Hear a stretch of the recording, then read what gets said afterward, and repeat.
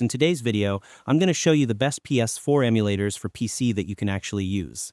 Whether you're someone who doesn't own a PlayStation 4 but still wants to enjoy titles like Spider-Man or God of War, or you simply want to experience PS4 gaming right on your computer, this simple guide will walk you through everything you need to know.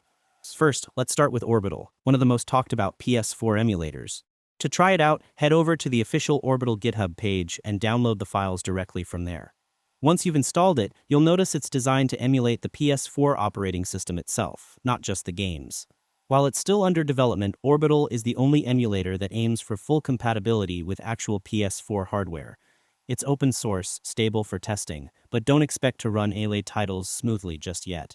Next, we have PCSX4. This one claims to offer 60 FPS gameplay and high compatibility across various PC setups. However, before you get too excited, make sure to double-check the website and user feedback.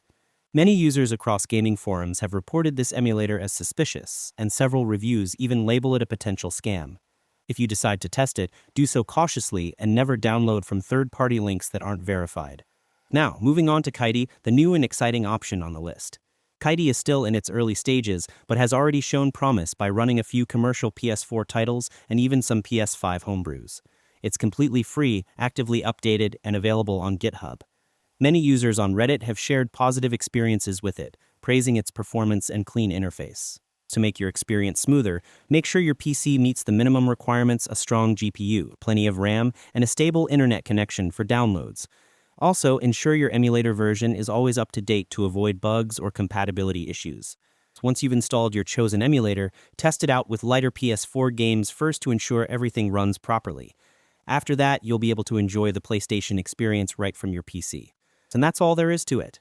By following these simple steps, you'll know exactly which PS4 emulator to choose: Orbital for safety and progress, Kite for experimentation, and steer clear of PCSX4 unless you're ready to take risks.